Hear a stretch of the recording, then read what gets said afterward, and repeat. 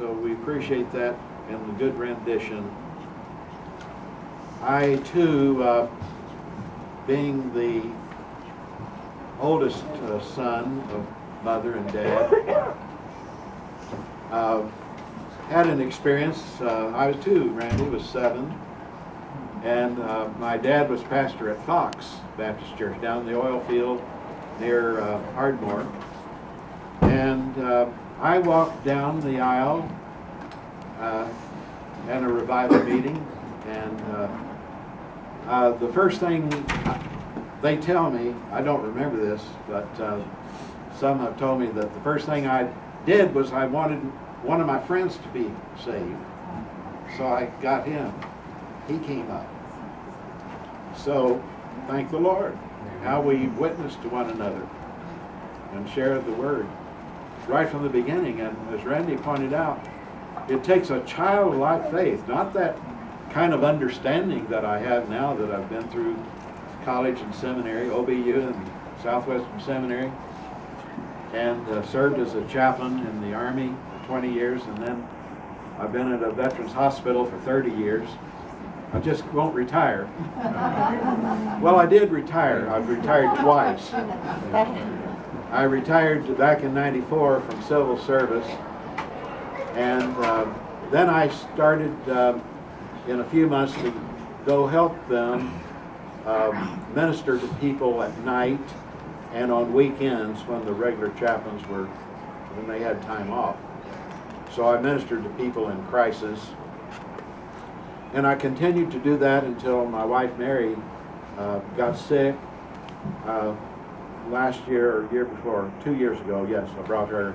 She was in a wheelchair, and she passed away in January of 2013. And I'd taken off to help her through her dementia, and then after she passed away, I decided to come back into the VA, and it's been the hardest trip for me to get back in. I don't know why, but we have to take so many courses in privacy and protecting the government against fraud and all of those kinds of things, and then just the protection of keeping the government safe. It was harder for me to come in. But I told a group of chaplains, we had chaplains in our hospital in Temple, Texas, which is right in the middle, below Waco and north of Austin. I told a group of chaplains we were meeting together. We had chaplains from San Antonio and from Dallas, and then our central Texas group. We were all telling about something the Lord had done in our lives, and I told them, and by the way, this was one of those creative things, and we had people drawing pictures of what God meant to them. Well, I took a little tub of clay, and I made a heart out of that clay. And so I was the last one to be called on. I was sitting next to the leader, and they went around the room, about 25 chaplains. And so I put this heart right in the center of the pallet that was on the floor with all these pictures surrounding them. And I said, you know, God called me back into the VA, and I agreed to him that I would learn to do everything, all of this new stuff. Have to write everybody's record of what I say to them, what they say to me in the computer, make a progress note for each patient that I visit, and I have to then do what we call event capture, and I have to put time down for every patient I've ministered to, and that just takes a lot of stuff, and I just wanted to pastor people. But I told the Lord, I'll do anything you ask me to do. And as I walked up and laid that heart down, I said, even event capture. Well, everybody could identify with that because it's one of those requirements that the government puts on us. But I've enjoyed pastoring in the military and in the Veterans Hospital. But I want to tell you all something. At Fox, we had an RA group, Royal Ambassadors, and at that time, this is ancient history, we were under the Women's Missionary Union. WMU was in charge of RAs and GAs. Well, they taught me about all of the chaplains in World War II and how they were facing danger and were serving the Lord. Well, somehow that caught my imagination. And so I thought, you know, the Lord might be leading me to be a chaplain. And when I went to the seminary, I took a course on the chaplaincy. And, oh, by the way, it was Dr. Oral Feather, and his brother was a member of this class a few years ago when the men and women were together. So it was his brother that was the teacher of the chaplain's work. And so that was an inspiration to me. And then I've shared this in years past, I think, because every year I get to come and teach the lesson.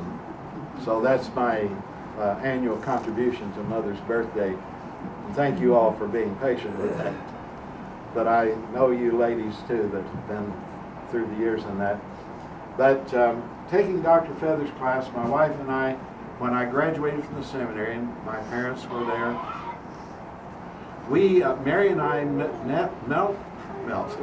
we knelt on our knees and we asked the Lord what He wanted us to do. And I said, do you feel that He would want us to go into the Army? And she said, well, I'm not too comfortable about that right now. And we prayed, and then we decided to go back to our little church near Lone Grove, Oklahoma, where I'd been pastoring on weekends. And we stayed there for a few months, and then I went to a church in the Panhandle of Oklahoma to serve, where I served for 17 months.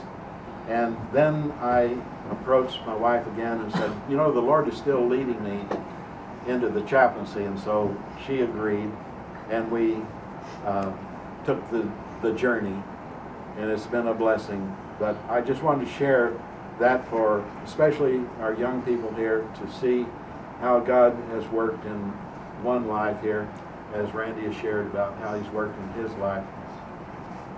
And while we're doing that, I think before I get to the lesson, we'll just go ahead and let some of the other families share something. Marcia, do you have anything to add about our family? Not really. Okay. I'll put her on the spot first. Okay. Randy, of course, was the youngest of our family, and then the next would be Joanne. Joanne? She went to make lunch. Okay. She's busy, you know, Joanne Clemens and Larry Clemens and their families. So,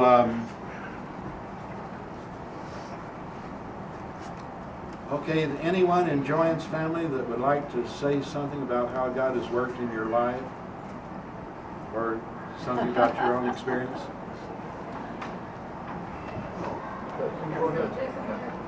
Come on in. Anybody?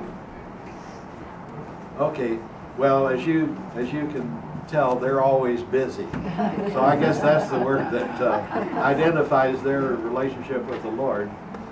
And Larry has been kind of like one of my uncles, Joe Russell in Shawnee, who was kind of the jack of all trades in the Emmanuel Baptist Church, where Mother used to go, and where I and my wife Mary met when we were in OBU, and Paul and Sylvia met in OBU at Emmanuel Baptist Church. Okay. Well, my uncle Russell, my grandfather had started Oklahoma Roofing Company, and so I got to work with that, sweating